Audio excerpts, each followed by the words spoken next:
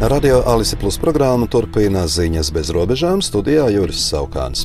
Moldovā vakar notika parlamenta vēlēšanas. Uzvarējusi prorietumnieciskā Rīcības un solidaritātes partija, tā liecina šodien apkopotie oficiālie rezultāti. Ar 50,2% balsu šai partijai parlamentā būs absolūtais vairākums, un tas dos tiesības veidot nākamo valdību patstāvīgi. Galvenie konkurenti, prokrieviskais patriotiskais bloks, ieguva 24,17% balsu. Nemierīgas brīvdienas aizvadījusi Ukraina. Krievija naktī uz svētdienu uzbrukusi Ukrainai ar gandrīz 600 droniem un 50 raķetēm, tajā skaitā 2 aeroballistiskajām raķetēm Kinžal, tā ziņo Ukrainas gaisa spēki.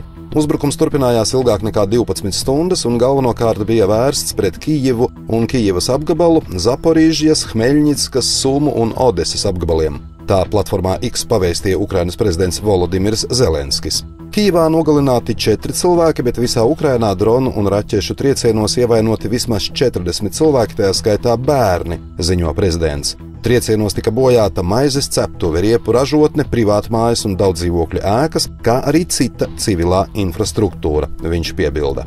Polijas bruņotie spēki naktī uz svētdienu pacēla gaisā savus un sabiedroto iznīcinātājus saistībā ar Krievijas gaisa spēku aktivitātēm kārtējā uzbrukumā Ukrainai.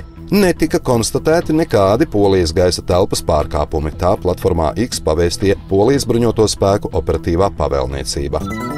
Aizvadītās brīvdienas bija traģiskas arī Indijā.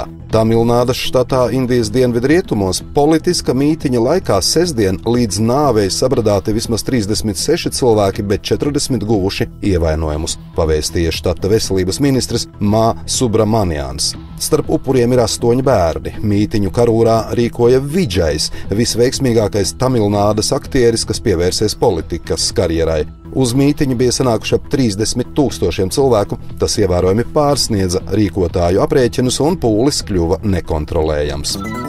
Latvijā prokuratūra aicina iedzīvotājus uzmanīties no krāpniekiem. Tie ģenerāla prokuratūras vārdā e-pastā izsūtījuši nepatiesus uzaicinājumus par paskaidrojumu sniegšanu. Prokuratūra saņēmusi informāciju no iedzīvotājiem par it kā ģenerāla prokuratūras vārdā nosūtītiem e-pastiem par dokumentu, kur apskatei un elektroniskai parakstīšanai nepieciešams autentificēties ar EID karti, e-paraksts mobile vai Smart ID.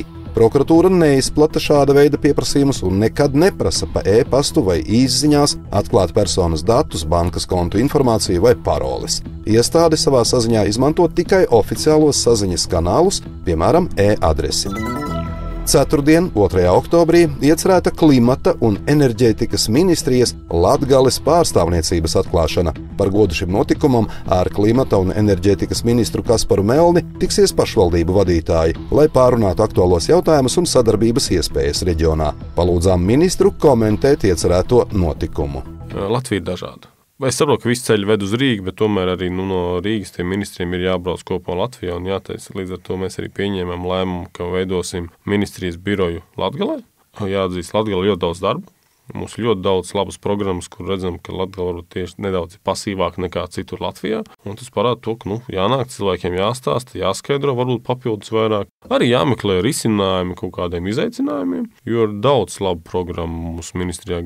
Tagad jaunu programmu plānojam, ka varēs uzstādīt saules paneļus tieši daudzdzīvokļu mājām. Saules paneļu baterijas, siltumsūkņus, kas ļaus samazināt iedzīvotājiem rēķinus tieši daudzdzīvokļu mājām. Un kāpēc nevar būt tā, ka Latgale viena no tām, kas vislabāk to programmu izpild? Jā, tāpēc mēs regulāri plānojam tikties un Latgalē, kur runāt, stāstīt kopā ar pašvaldībām, ar iedzīvotājiem, kāda vēl ir izaicinājuma, jo lielākā problēma ir tas, ka mēs ļoti bieži tās iespējas palaidžam garām. Un es arī pats personīgi uzskatu, ka Latgale nevar palaist tās iespējas, kas ir visā Latvijā. Patreiz mēs esam nosprauduši, ka biroja atklātni plānojam oktobra sākumā. Tas ir plānots Rēzeknē, tāpēc, ka Rēzekne atrodas tīri tā geogrāfiski Latgales centrā, lai būtu pieejams visām pašvaldībām, arī blakus esošajām. Un tad arī mēs paši plānojam regulāri tur būt uz vietas, lai tiešām tiktos ar iedzīvotājiem. Un arī risināt tās ikdienas problēmas, kas ir, kāpēc viena vai otra programma varbūt Latgalē tik labi neiet uz priekšu, vai varbūt pārāk maz informācijas, pārāk maz esam informējuši, vai arī veidot ciešāku sadarbību ar mēdījiem, jo skaidrs, ka Latgalē braukāt vienkārši teikoties ar cilvēkiem, cilvēki ļoti daudz ko nezina par esošajām programmām. Un tā ir arī mūsu nolaidība, ka mēs neesam to informāciju aiznesuši līdz cilvēkiem.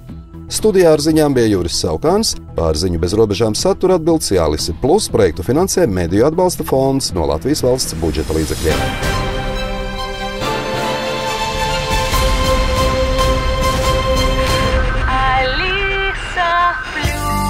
Radio